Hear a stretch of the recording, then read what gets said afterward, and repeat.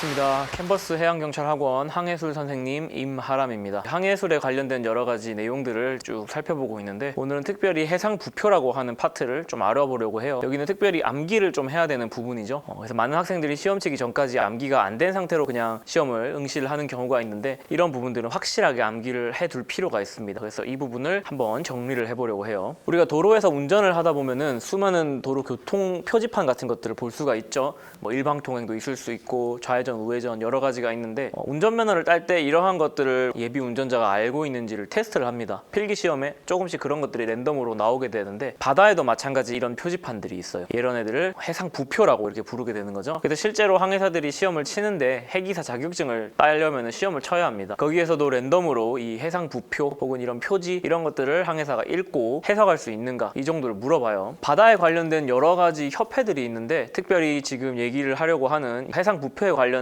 어떤 기준이라든지 규칙 같은 것들은 IAR라고 하는 국제협회에서 모든 것들을 이제 세우게 됩니다. 그래서 오늘은 특별히 이 IAR라에서 어떻게 해상부표들을 나누는지 한번 볼 건데 우리가 자동차 도로 같은 경우에 전 세계가 동일하지 않죠. 한국하고 일본이 다릅니다. 자동차가 진행하는 방향이 반대고 그로 인해서 자동차 운전석 같은 경우도 오른쪽 왼쪽 이런 차이가 있죠. 영국도 마찬가지로 미국과 반대 방향의 도로의 방향을 가지고 있습니다. 선박도 마찬가지예요. 모든 국가가 다 똑같은 이 IAR라 규정 아래서 똑같은 해상부표를 사용하지 않고 조금씩 다른 것들을 사용을 하고 있는데 크게 A 방식하고 B 방식으로 나뉘게 됩니다. 우리나라 같은 경우는 B 방식을 채택을 하고 있죠. 대표적으로 B 방식을 사용하는 나라가 일본, 한국, 필리핀, 미국, 북남미 그리고 카리브해 주변 이렇게 됩니다.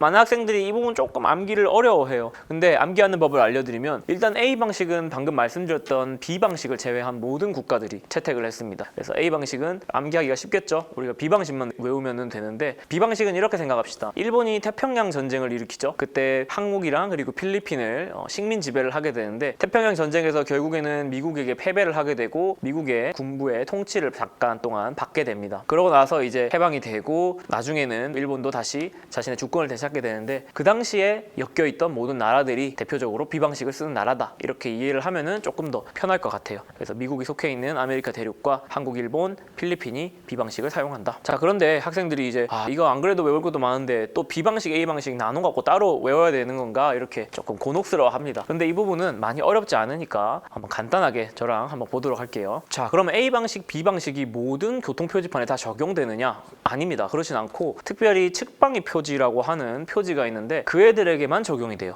그래서 걔들만 B 방식이랑 A 방식이 어떻게 다른가 이렇게 이해를 하면은 나머지는 그냥 동일하니까 암기를 하면 되겠죠. 그래서 지금은 일단 A 방식, B 방식의 차이를 보기 전에 측방의 표지가 뭔지부터 한번 보도록 하겠습니다. 자, 먼저 생김새를 한번 볼까요? 표지는 크게 머리 부분에 해당하는 두 표 그리고 몸통 부분에 해당하는 표체로 나눠집니다. 항로를 이렇게 봤을 때 항로 기준, 입항선 기준입니다. 항로 기준 우현에 보면은 우현 표지가 있어요. 그래서 얘는 이 머리 두 채가 원추형이고요. 그리고 몸통은 표체죠. 그냥 네모납니다. 뭐 삼각형인 것도 있긴 있습니다. 그리고 항로의 좌현에 있는 좌현 표지 얘는 원통형의 두 채를 갖습니다. 자, 다시 한번 항로를 봤을 때 오른쪽에 있는 애를 항로 기준 우현에 있다라고 해서 우현 표지라고 하고요. 걔는 두 표가 원추형이라고 했어요. 그래서 두 표 그림 같은 걸로 보면은 삼각형 모양이죠. 그 다음에 항로 기준 좌현에 있는 애 같은 경우에는 쉽습니다. 항로 기준 좌현에 있어서 좌현 표지 이렇게 말하게 되고 두 표 머리의 모양이 원통형이에요.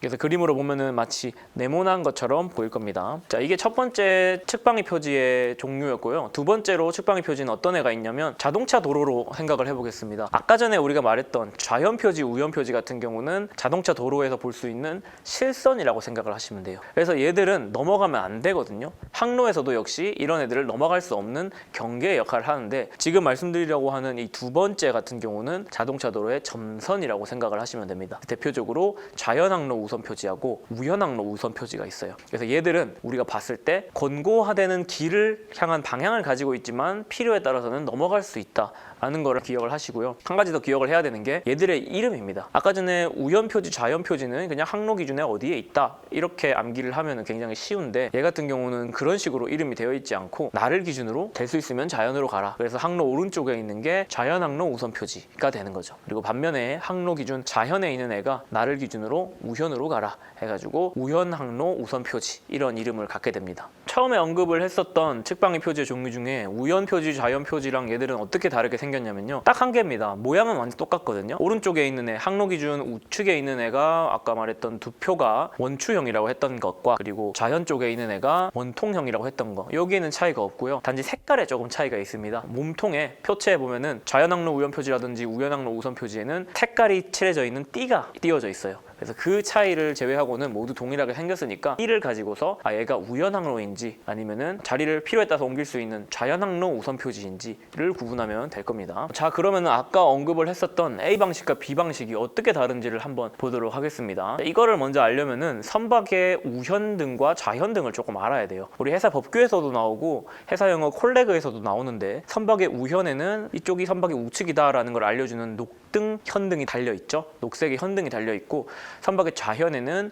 홍등의 현등이 달려 있습니다. 요거를 기준으로 A 방식이냐 B 방식이냐가 나눠지는 거예요. 어떻게 되냐면 입항선 기준으로, 즉 항구로 들어가는 입항선 기준으로 A 방식에서는 선박의 등화의 색깔과 그리고 측방의 표지의 색깔을 맞추면서 들어갑니다. 그래서 선박의 우측에는 녹등이 있으니까 선박이 들어가는 항로의 오른쪽에 녹색깔의 표지가 있어야겠죠. 반면에 선박의 좌측에는 홍등이 있죠. 그래서 항로의 좌측에는 홍색깔의 표지가 오게끔 두 색깔을 맞추면서 입항을 하게 되는 겁니다. 반면에 우리 한국에서 채택한 B 방식 있죠. 미국이나 일본, 한국에서 사용한다는 이 B 방식 같은 경우에는 측방의 표지의 색깔과 선박 현등의 색깔이 어긋나게 입항을 하는 거예요. 입항선 기준으로. 자, 그래서 오늘은 여러 가지 해상 부표 중에서 특별히 측방의 표지에 대해서만 조금 알아봤어요. 측방의 표지에서 중요한 거는 색깔이었죠. A 방식이냐 B 방식이냐에 따라서 항로의 좌측 우측에 있는 표지의 색깔이 다르다라고 했었습니다. A 방식은 선박에 있는 현등과 그 색깔을 맞춰 들어가고 B 방식에서는 선박의 현등과 어긋나게끔 입항을 한다. 이 정도 기억을 하시면 될 것 같아요. 그래서 다음 주는 나머지 다양한 종류의 해상 부표들을 한번 보도록 하겠습니다. 감사합니다.